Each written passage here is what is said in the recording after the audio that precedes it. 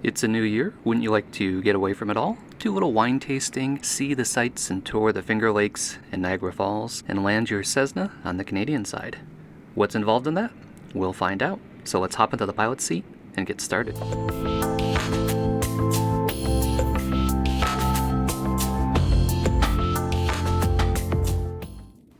Alright, as we go through the checklist, I'll take you through the pilot's brief. So we have a 148 nautical mile flight, taking off from Syracuse and landing in Canada at St. Catharines. On departure from Syracuse, we're going to fly over Lake Onondaga. That'll be our first visual waypoint. And then we're going to fly past all of the Finger Lakes. So those will be good VFR references. We'll know exactly what we are based on which lake we can spot.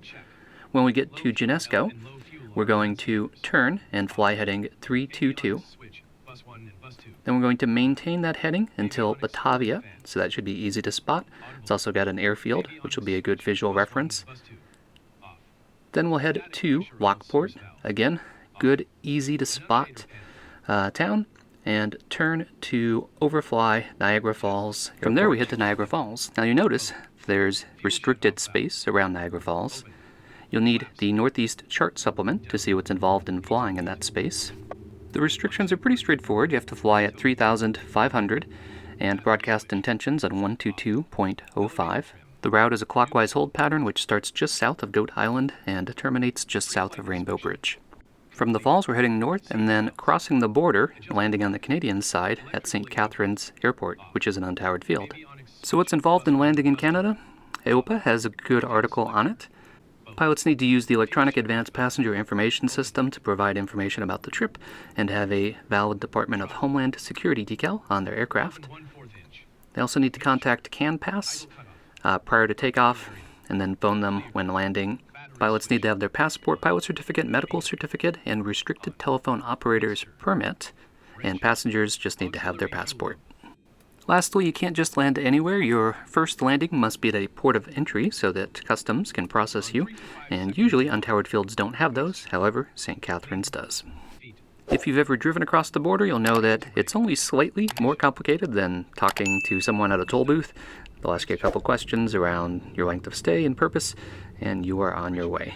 So this is a little bit more involved, but surprisingly not so much so. A couple extra certificates and stickers and a plan to land at a port of entry is the main change. I actually have relatives who live in Buffalo, New York, so when visiting them I've been to Niagara Falls. I've ridden on the Maid of the Mist, which is a really cool experience. I remember getting on and asking them, what are these rain jackets that you're handing me for? And I guess I could have figured that out, but you get drenched from all of the mist coming off of the falls. And then the falls at night are something to see. The scenery package that I've installed includes some night lighting, which you'll be able to see during the day as well at the falls, but St. Catharines Airport, which is part of that package, is something else for freeware. So we're going to take some time and just look in detail at it.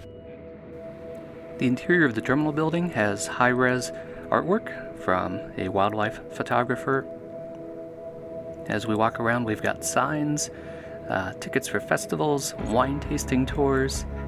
One of the hangars also has some of the artwork from the wildlife photographer. You can find more in the link that I provided from flightsim.to. As we zoom around the area, the entire area has been upgraded with landmarks from the Rainbow Bridge that we're passing over here to the Horseshoe Falls, which look much better than the default. You can see things like the Maid of the Mist parked here at the bottom, and if you were to zoom in really close, you could even see people wearing raincoats there. You can see some of the lights here during the daytime, so in the nighttime the falls will be illuminated, the pink, the green, and the yellow that you see there. So great job on that scenery package, and it's freeware, which is just awesome. Alright, we've got our comms all set up, and we have dialed in some VORs into our Nav1 and Nav2. We won't be using them, so we're going to be going entirely visual for this, using lakes and towns as our waypoints. But we are going to call up clearance delivery and pick up flight following, because it'll just make everything a lot easier for this trip. Syracuse clearance, November 359 Golf Charlie. We are a C172 slant Golf, request flight following. Destination Charlie, Yankee, Sierra, November at 4,500 with information, India. On departure, maintain VFR at below 2,400, departure 126.125, squawk 3414, Cessna 359 Golf Charlie. Syracuse ground, Cessna 359 Golf Charlie, signature south, ready to taxi with India. Taxi runway 28 via Yankee Mike Lima, hold short runway 33, Cessna 359 Golf Charlie. That was Navigraph that I just had up there. It's helpful for taxi diagrams since it shows you where you're at the airport, even though we're not flying IFR and we won't be using it for the rest of the trip. Alright, we are clear on our left, clear on our right, clear straight ahead. We'll release the parking brake and get this show on the road. Departure Galaxy 173, jump max 3000 for 4000, runway heading. That's liveatc.net streaming Syracuse delivery and ground. I love the immersion that you get from listening to Live ATC. This is Sierra Sims Syracuse that I've done some flights out of before. I think it's better for flying jets out of, although it does have a small general aviation area on the south ramp that we're using today. 55 Golf, Syracuse Tower, runway.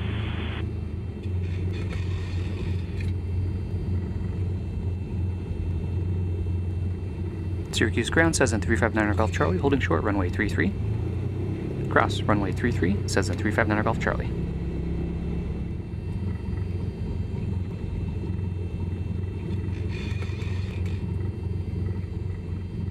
Syracuse Tower, Cessna 359 Golf Charlie, holding short runway 28. Cleared for departure, runway 28, Cessna 359 Golf Charlie. Galaxy 3 Juliet Mike, proceed direct to Skippo. It's Sierra, Charlie, India, Papa, Oscar, join Victor 35. Direct Skippo, join Victor 35 on 173 Mike. Check airport information, Lima is not correct. Griffiths airport information, Charlie is not correct.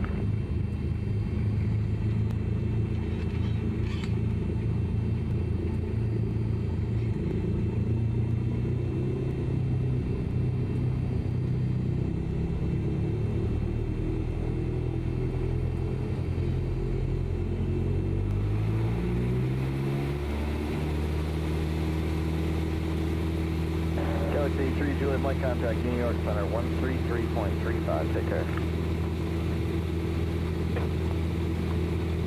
Rotate.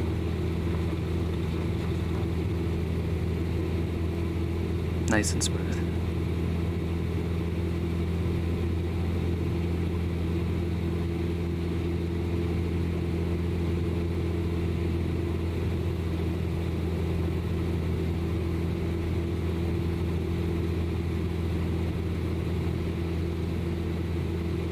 There, then just advise me ready to taxi so I can get you.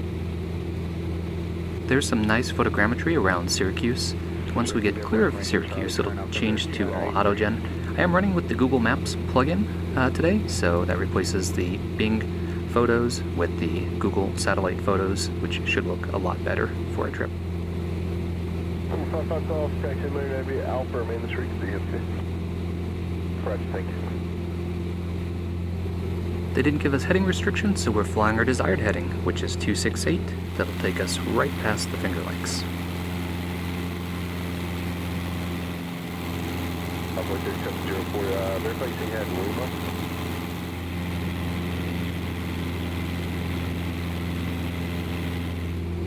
Lima. Alright, we are on track, so let's sit back and enjoy that awesome flight simulator scenery.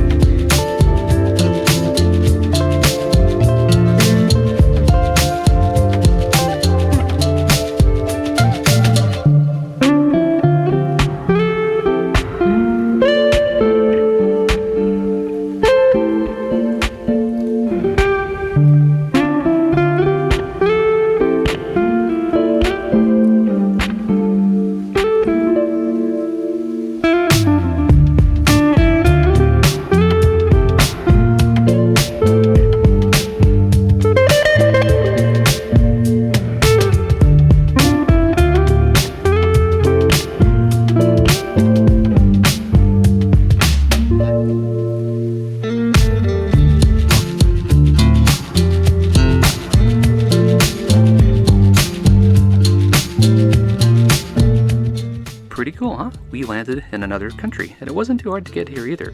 This airport is fantastic. I'm always amazed by the quality of things that people offer for free on flightsim.to. So be sure to check out the link so that you too can have it. So if you enjoy content like this, be sure to click that like button, leave me a comment, and don't forget to subscribe. Thanks, as always, for flying along with me, and stay tuned for further flight adventures.